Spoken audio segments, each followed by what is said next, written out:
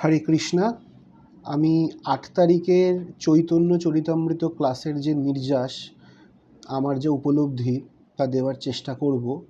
আমি দেখলাম যে গেল ক্লাসে গোরাচাঁদ প্রভু অনেকগুলো ইন্টারেস্টিং পয়েন্ট বলেছে, সেগুলো লিখে প্রকাশ করা আমার পক্ষে একটুখানি দুরূহ হচ্ছিল এবং হোয়াটসঅ্যাপে গিয়ে ভয়েস ক্লিপ করতে গিয়েও ঠিক হচ্ছিল না। তা ভাবলাম ভালো করে বলবার জন্য, নিজের মনোভাব ব্যক্ত করার জন্য আমি এই ভিডিও মাধ্যমের সহায়তা নিলাম। আপনারা সকলে একটু ধৈর্য ধরে শুনবেন, আমাকে আশীর্বাদ করবেন যেন আমি আমার বক্তব্য ঠিক করে আপনাদের সামনে, সমস্ত বৈষ্ণব ভক্তবৃন্দের সামনে তুলে ধরতে পারি। তো শেষ যে ক্লাসটি আমরা করেছিলাম, সেই ক্লাসের শুরুতেই এরকম আলোচনা হয়েছিল যে সমস্ত বেদের সার দেওয়া হয়েছে ভাগবতমে। এবার তার সাথে এই কনটেক্সটে বলা হয়েছিল যে আমরা অনেক কিছু পড়তে পারি, সেটা থেকে আমরা যেটা জানবো, আমরা ভাগবতমটা যদি পড়ে যাই তাহলে বেদ, বেদাঙ্গ, উপনিষদ, এই যে হিন্দু ধর্মের একটা বিস্তৃত লিটারেচার আছে, সেইটা না পড়ে আমরা যদি শুধু ভাগবতম পড়ি তাহলে তার নির্যাসটা কিন্তু আমরা পেয়ে যাব। এটা অনেকটা সেরকম যেরকম আমি যদি 250 গ্রাম চাল, 200 গ্রাম ডাল, 200 গ্রাম পনির খেয়ে আমি যে ক্যালোরিটা পাবো, এবার সেই ক্যালোরিটা দেখা গেল ইকুয়াল অ্যামাউন্ট অফ ক্যালোরি আমি খুব ইজিলি একটা ক্যাপসুল খেয়ে পেয়ে যাচ্ছি, তাহলে আমাকে ওগুলো করতে হচ্ছে না। তাহলে ভাগবতমকে আমরা সমস্ত বেদ জ্ঞানের ক্যাপসুল হিসেবে ধরতে পারি, অন্তত আমার এইটুকু মনে হয়েছে। আমার ক্লাস শুনে আমার এইটুকু মনে হয়েছে। আপনারা শুনে আমার যেখানে যেখানে ভুলভ্রান্তি হবে অবশ্যই আমাকে ধরিয়ে দেবেন। আমি খুবই নবাগত, তো আমার এই বিষয়ে বুদ্ধি এখনও পরিপক্ক হয়নি, আমি শেখবার চেষ্টা করছি। আমার এটা মনে হয়েছে, আমি যেটা বলবো সেটা আমার ক্লাস শুনে যেটা মনে হয়েছে সেইটা। আমি যেটা বলছি সেটা কিন্তু কখনোই যদি ভুল হয় তাহলে সেটা কিন্তু সম্পূর্ণ আমার বুঝতে ভুল হয়েছে বা আমার দায়িত্ব। আর যে পয়েন্টগুলো ঠিক বলবো তার সেগুলো ক্লাসে আমি ঠিকঠাক বুঝেছি এবং শাস্ত্রে বেদে অ্যাজ ইউজুয়ালি ঠিক কথাই লেখা আছে। কেমন? তারপরের পয়েন্টটা হচ্ছে যে ভগবান সম্বন্ধে জ্ঞান কেবল বিজ্ঞানসম্মতই নয়, তা অত্যন্ত রহস্যপূর্ণ। এবার বিজ্ঞানসম্মত নয়, রহস্যপূর্ণ, এই জায়গাটা একটুখানি আমরা বুঝি। বিজ্ঞান কি বলছে? বিজ্ঞান বলছে তুমি যদি লঘু H2SO4 সলিউশনে জিঙ্ক তুমি দাও তাহলে তোমার হাইড্রোজেন গ্যাস উৎপাদন হবে, আমার যদি খুব ভুল না হয় এরকম একটা ব্যাপার ছিল। তা এইটা আমি যতবারই ঘটাবো, যেখানে ঘটাবো, মোটামুটি কম বেশি একই রেজাল্ট আসবে, এটা বিজ্ঞান। কিন্তু ভগবত ভক্তি বা ভক্তির পথে চলা, এটা বিজ্ঞান ওরকমভাবে নয়। আমি রোজই জপে বসছি, তা আমার কোনো একটা দিন জপে বসে একটা বিশেষ অনুভূতি হলো, তা আমি পরের দিন ঠিক ওই একই পোশাক পরলাম, একই আসনে বসলাম, একই জপ করলাম, আমার যে একই আগের দিনের অনুভূতি হবে তার কোনো গ্যারান্টি নেই এবং বহু ক্ষেত্রে সেটি হয়ও না। তাহলে বোঝা গেল যে ভগবত ভক্তিকে আমি এমনি যে বিভিন্ন বিজ্ঞান আছে, ভৌত বিজ্ঞান, জীবন বিজ্ঞান ইত্যাদি যে বিজ্ঞানের শাখা প্রশাখা আছে, তার সাথে যদি কম্পেয়ার করি তাহলে সেই কম্প্যারিজনের ইয়ার্ডস্টিকে একটা ভুল হয়ে যাবে। আইসক্রিমের সাথে কম্প্যারিজন আমরা আইসক্রিমের করতে পারি, আইসক্রিমের সাথে কম্প্যারিজন তুলনা আমরা নিশ্চয়ই চিজের করতে পারি না। ঠিক আছে, তাহলে এই পয়েন্টটা নিয়ে আমরা আলোচনা করলাম। তারপরের পয়েন্টটা হচ্ছে জ্ঞানের স্তরে থাকে ব্রাহ্মণেরা আর বিজ্ঞানের স্তরে থাকে বৈষ্ণবেরা। জ্ঞান মানে হচ্ছে আমার কোনো একটা বিষয়ে আমার নলেজ আছে। এবার বিজ্ঞান মানে আমার সেই নলেজটা যে শুধু বিশেষভাবে আছে সেটা না, নলেজটাকে আমি অ্যাপ্লাইও করতে পারবো। তো বাকিরা যেখানে শুধুমাত্র যারা এমনি জ্ঞানের স্তরে ব্রাহ্মণেরা আছে, তারা অনেক সময়ই শুধুমাত্র শুষ্ক জ্ঞানের আদান প্রদান করে। তারা কোনো শব্দের মানে কি, ব্যাকরণগতভাবে কি হলে ঠিক হতো, ওইটা কেন ধাতুরূপ দিল, ইত্যাদি বিভিন্ন ব্যাপার নিয়ে তারা অনেক আলাপ আলোচনা করে। এবার বেশিরভাগ ক্ষেত্রেই এই আলাপ আলোচনাগুলো আমাদেরকে ভক্তি জীবনে অগ্রসরও করে না এবং ভগবানের কাছে সঠিকভাবে পৌঁছেও দেয় না। কিন্তু বৈষ্ণবদের ক্ষেত্রে তারা বেদ, বেদাঙ্গ, উপনিষদে যে কথাগুলো বলা আছে, ভক্তির যে 9টা অঙ্গ দেওয়া আছে, বৈষ্ণবরা যে একটা স্ট্রিক্ট ডিসিপ্লিন সিলেবাস মেনটেন করে যেটা করে, সেটা তারা নিজেদের বাস্তব জীবনে অ্যাপ্লাই করে। তার জন্য বাকিদের ক্ষেত্রে জ্ঞান, এনাদের ক্ষেত্রে সেটা বিজ্ঞান। এর জন্য বাকিদের শুধু গুরু, আমাদের গুরু আচার্য। মানে আমাদের গুরুরা যেটা প্রিচ করছে সেটা তারা নিজেরা বাস্তবে আচার আচরণে সেটাকে এক্সিকিউট করছে, অ্যাপ্লাই করছে বলে তারা আচার্য। এই পয়েন্টটা তাহলে আমাদের হলো। এর পরের পয়েন্টটা হচ্ছে আত্মা হচ্ছে ভগবানের অনু অংশ, তাই আমরা দাস, অতএব আমরা সেবা করব পূর্ণের, কারণ আমরা অংশ। হ্যাঁ, এই পয়েন্টটা নিয়ে আমরা আলোচনা অনেক করেছি যে গর্ভদশাই বিষ্ণু, ক্ষীরদশাই বিষ্ণু, এগুলো সব একটা পয়েন্টে এসে তাদের একটা অনু অংশ পরম চৈত্য রূপে আমাদের আত্মা হয়ে আমাদের আছে, আমাদের মস্তিষ্কের বা হৃদয়ের কোথাও আছে। এইটা গোরাচাঁদ প্রভু অনেক সিনিয়র, উনি ভালো করে বলতে পারবেন, কিন্তু আছে। তাহলে সেইটা হচ্ছে পার্ট। আমি এটা এভাবে বুঝেছি, মানে এখন তো 2000 টাকার নোট উঠে গেছে, কিন্তু আমরা অ্যানালজির জন্য, বোঝার সুবিধার জন্য এইভাবে বুঝতে পারি যে পরমেশ্বর ভগবান যদি 2000 টাকার নোট হয়, তাহলে আমি 2 টাকাও ওটা বাড়াবাড়ি হয়ে গেল, আমি হয়তো 20 পয়সার একটা কয়েন, আমি সেটারই পার্ট, এবং আমার উদ্দেশ্য হচ্ছে সেখানে চলে যাওয়া। আমি কখনোই তার সাথে কম্পিট করব না, বা কখনোই মনে করব না যে আমি ইকুয়াল। 20 পয়সা কখনোই 2000 টাকার ইকুয়াল হতে পারে না, কিন্তু দুটোই কারেন্সির অংশ। আমরা এই জায়গা থেকে একদম শেষের দিকে অচিন্ত্য ভেদাভেদ নিয়ে প্রভু আমাদেরকে যেটা বুঝিয়েছিল, আশা করি সেটা নিয়েও আমরা আলোচনা করতে পারবো। এবারে আসা যাক পরের পয়েন্টে। তাহলে এই কারণের জন্য আমরা হচ্ছি পার্ট, আমরা ক্ষুদ্র অংশ, আমরা যেটা বৃহৎ আমরা তার সেবা করব। আমি যদি একটা কোম্পানিতে ভালোভাবে কাজ করি, তাহলে আমার দিনের শেষে কি উদ্দেশ্য থাকবে? যে আমার বসের প্রফিট করা। সে প্রফিট করতে গেলে, ভালো করতে গেলে কি করতে হবে? আমাকে তার সেবা করতে হবে। এটাই হলো যে এখানে অংশ পূর্ণের সেবা করবে। তার পরের পয়েন্ট হচ্ছে যার মনে বিন্দুমাত্র বিদ্বেষ আছে তার কাছে ভগবান কখনোই নিজেকে প্রকাশিত করেন না। তিনি প্রকাশিত হয় একমাত্র ভক্তের কাছে যে তাকে ভালোবাসে। এই পয়েন্টটাও খুব ইন্টারেস্টিং। এইটি আমি নিজের বাস্তব জীবনে খুব অভিজ্ঞতা আমি করি। আমার অনেক বন্ধুবান্ধব আছে যারা আমার খুব ঘনিষ্ঠ বন্ধুবান্ধব, তাদের সাথে আমার কথাবার্তা হয়, তারা অত্যন্ত নাস্তিক ও জ্ঞানী, এবং তাদের ভগবানের প্রতি বিদ্বেষ আছে, নাস্তিক এবং বিদ্বেষও আছে। কখনো তারা ভগবানকে মানে না, যুক্তির যখন কথা হয় তখন তারা ভগবানকে মানে না, আর যখন এমনি স্বভাববশতই ভগবানের কথা চলে আসে তখন তারা ভগবানের প্রতি বিদ্বেষপূর্ণ একটা আচরণ করে, বা কিছু কুকথা অনেক সময় বলে। এবার এরা শুধুমাত্র যুক্তি দিয়েও বুঝতে পারবে না, আর মনের মধ্যে বিদ্বেষ থাকলেও বুঝবে না। যখন আমরা কমপ্লিট সারেন্ডার করব, অর্জুন যেটি করছে গীতাতে শ্রীকৃষ্ণের কাছে, আমরা একমাত্র তখনই ভগবানের কাছে বুঝতে পারবো। তাহলে ভগবানকে পেতে গেলে জ্ঞান, ডিসিপ্লিন এগুলো যতটা না জরুরি, এগুলো অবশ্যই জরুরি, কিন্তু তার থেকে অনেক বেশি জরুরি হচ্ছে ভাব, ভক্তি ও ভালোবাসা। এটা যে করবে তার কাছে ভগবান নিশ্চিতভাবে ধরা দেবে।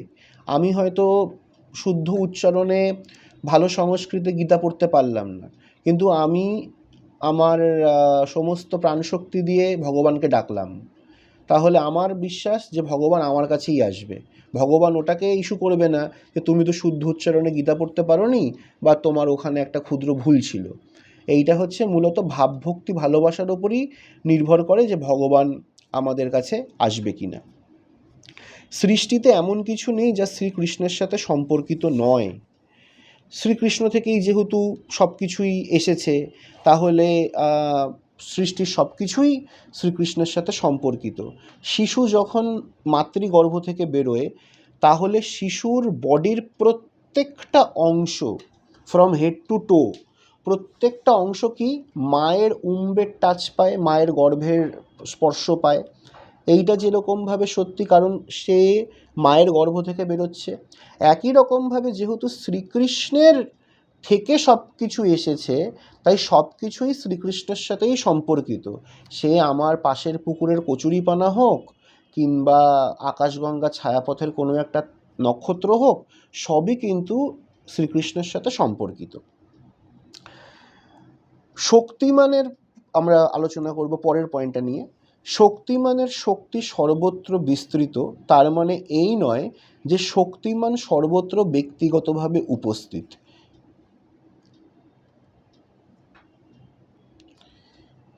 এই পয়েন্টটাও একটুখানি বোঝবার আছে, এটা একটু কমপ্লেক্স পয়েন্ট, আর এই বোঝাতে গিয়ে আপনাদের সাথে আলোচনা করতে গিয়ে আমার নিজেরও একটু যে পড়াটা আমি করেছি সেটা একটুখানি ঝালাই হয়ে যাচ্ছে। আপনারা শুনে আমাকে যদি ফিডব্যাক দেন তাহলে আরও ভালো হয়।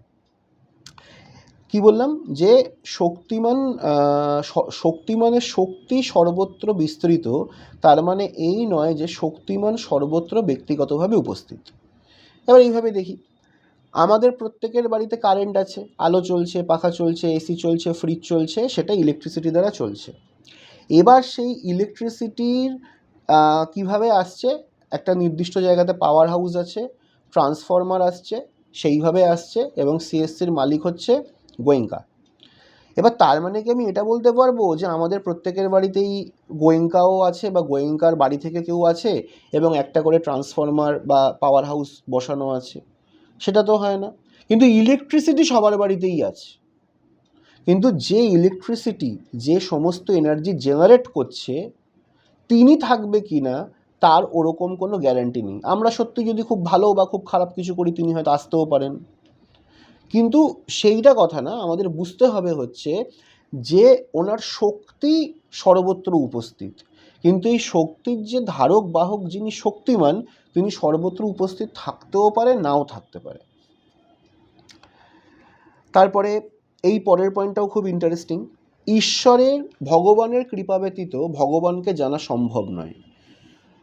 ভগবান যদি কৃপা না করে তাহলে ভগবানকে জানা সম্ভব নয়।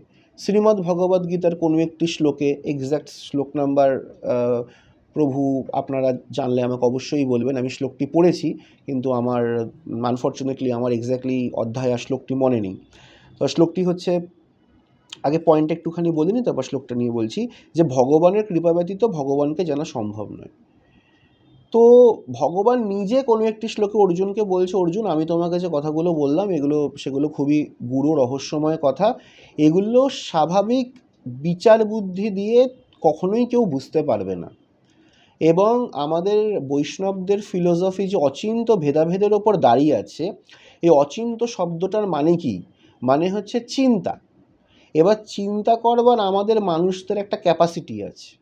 আমাদের মানুষদের যদি কেউ হঠাৎ করে এইটুকুও করতে বলে যে তুমি, কি করে আমি বোঝাই, 1 থেকে 10-এর বাইরে আরেকটা তুমি সংখ্যা বার করো, তুমি একটা এমন সংখ্যা বার করো, লেখো যেটা 1 থেকে 9 এবং 0 এই ডিজিটগুলো ব্যবহার না করে হচ্ছে, তা আমরা সেটা কিন্তু চিন্তা করতে পারবো না, বা বহু চিন্তা করতে হবে।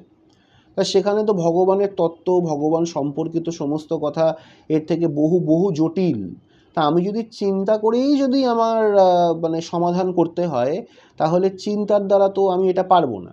আজকে যদি আমাকে আমার বাড়ি থেকে একটা অনেক বড় আলমারি নামাতে হয়, তাহলে সে আলমারি নামাতে গেলে আমার নির্দিষ্ট যন্ত্রপাতি এবং অন্যান্য আরও লোকবলের দরকার আছে।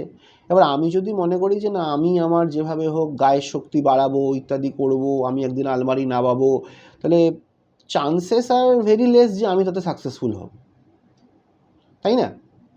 এবারে আসা যাক হচ্ছে পরের পয়েন্টে, যে তার মানে কি, ভগবান যদি কৃপা না করে ভগবানকে জানা সম্ভব না। আমি নিজে যতই চেষ্টা করি, আমি নিজে যতই বেদ বেদাঙ্গ উপনিষদ পড়ে নিই, still it will be not possible. তারপরেরটা হচ্ছে, শুষ্ক যে জ্ঞানী সে ভগবানের ব্রহ্মজ্যোতি দেখে, যেটা ভগবানের সবথেকে ইনফেরিয়ার একটা রূপ। ভগবানেরই সেটা অংশ, কিন্তু সেইটার থেকে অনেক সুপিরিয়ার জিনিস, অনেক অনেক সুপিরিয়ার পার্সোনা ভগবানের আছে। সেটাকে না দেখে তারা শুধুমাত্র যে ছায়া বা ছায়ারও যে ছায়াটা, সেই জ্যোতিটা, সেটাই তাদের হচ্ছে চরম প্রাপ্তি, এবং তারা এটাকে শুষ্ক জ্ঞানের মাধ্যমে পেতে চায়। আর যারা ভক্ত হয় তারা ভগবানের ঘনশ্যাম রূপ দেখে। ভগবানের যে দ্বিভুজ বিশিষ্ট, বিষ্ণু নারায়ণ এনারা চতুর্ভুজ বিশিষ্ট, কিন্তু এনারা যার থেকে জন্ম নিচ্ছে, যার থেকে আসছে, সেই পরমেশ্বর ভগবান শ্রীকৃষ্ণ, তিনি কিন্তু তার দুটো হাত, তার হাতে বাঁশি, এটাই হচ্ছে তার আসল রূপ। সেই ঘনশ্যাম রূপে ভক্তরা দেখে। আরেকটি পরের পয়েন্ট হচ্ছে, এই পয়েন্টগুলো খুব টেকনিক্যাল, এগুলো জানলে বুঝলে আমরা পরের যখন যে কোনো টেক্সট পড়ব আমাদের বুঝতে সুবিধা হবে। তো আমরা জ্ঞান দুই রকমভাবে আমরা শিখতে পারি, একটি হচ্ছে আরোহ, অপরটি হচ্ছে অবরোহ। তাহলে আরোহ পদ্ধতি কি? আমি নিজে নিজে এক্সপেরিমেন্ট করে, অনুমান করে, লিখে পড়ে শুনে আমি যেটা শিখলাম নিজেই তুল্যমূল্য বিচার করলাম, এটা ভালো এটা খারাপ, তাহলে সেইটা হচ্ছে আরোহ পদ্ধতিতে জ্ঞান। আমি নিজেই কষ্ট করে করে আমি উঠলাম, আমি আরোহণ করলাম। আর অবরোহণ কি? অবরোহণ হচ্ছে গুরু শিষ্য পরম্পরা, ওপর থেকে নিচে ধাপে ধাপে ধাপে ধাপে আসছে। আর ওটা কি? পরীক্ষিত সত্য। সেই পরীক্ষিত সত্যটাকে আমি একদম নির্মল চিত্তে, কোনো উইদাউট এনি ডাউট আমি গ্রহণ করতে পারলাম। কেন করতে পারলাম? তার কারণটা হচ্ছে এটা তো বহু রকমভাবে পরীক্ষা হয়ে এসছে। একটা উদাহরণ দিই, রাস্তাতে যদি একটা খাবার ধুলোতে পড়ে থাকে তাহলে সেই খাবারটা আমি খেতে পারবো না। সেই খাবারটাকে আমাকে পরিষ্কার করে ধুয়ে মুছে সাফ করে দেখতে হবে যে জীবাণুমুক্ত হয়েছে কিনা, তারপরে হয়তো বা আমি খেতে পারি। রাস্তায় পড়ে থাকলে সেই খাবার খাওয়া উচিতও না এমনিতে। আবার অন্যদিকে কি, প্যাকেটে একটা খাবার আছে, একটা বিস্কুট আছে, সেটা কিন্তু আমি প্যাকেট থেকে বার করেই তৎক্ষণাৎ খেতে পারি। কেন পারি? কারণ ওটা পুরোপুরি প্রসেসড হয়ে এসছে, ওর থেকে ইমপিউরিটিস বা যেগুলো আমাদের ক্ষতি করতে পারে বা যেগুলো আমাদের কাজে লাগবে না, বুঝবো না, সেগুলোকে বাদ দিয়ে দেওয়া হয়েছে। তাহলে অবরোহ পদ্ধতিতে জ্ঞান আরোহণ, জ্ঞানকে অর্জন করা অনেক বেশি সহজ, আয়াসসাধ্য এবং তার এফিকেসি রেট অনেক বেশি। আমি শিক্ষক, আমার কাজ হচ্ছে পড়ানো। এবার আমাকে যদি নিজের জুতো নিজে সেলাই করতে হয়, নিজের জামা নিজেকে বানাতে হয়, তাহলে তো আমার আলটিমেটলি বাকি কাজটা তো হবে না। তাহলে এইভাবে অবরোহ পদ্ধতিতে যেটা হচ্ছে সেটা গুরু শিষ্য পরম্পরাতে যে জ্ঞানটা চলে আসছে সেই জ্ঞানটা নিয়েই একটি প্রজন্ম তার সমস্ত ভক্তি সাধনা করছে এবং তারা পরের প্রজন্মের কাছে পৌঁছে দিচ্ছে। এটা হচ্ছে অবরোহ পদ্ধতিতে জ্ঞান। তারপরে আমাদের আছে 3টে সিদ্ধির কথা। এরকম 3 ধরনের সিদ্ধ মানুষের কথা বলেছে। একটি হচ্ছে নিত্য সিদ্ধ, অপরটি হচ্ছে সাধনা সিদ্ধ, তারপরেরটি হচ্ছে কৃপা সিদ্ধ। আমি যে রানিং নোটস নিয়েছিলাম তার আমি অর্ধেকের মতো বললাম। অলরেডি ভিডিও 18 মিনিটের কাছাকাছি হয়ে গেছে, তাই এইটা বললে প্রায় 40-45 মিনিট হয়ে যাবে। তো এতটি বড় ভিডিও সবার পক্ষে দেখা বা শোনা হয়তো সম্ভব না, তা আমি আপাতত এইটুকুই রাখলাম। খুব শিগগিরই আপনাদের সাথে দেখা হচ্ছে। আপনারা আশীর্বাদ করবেন, শুনে আপনাদের অবশ্যই ফিডব্যাক দেবেন। হরে কৃষ্ণ।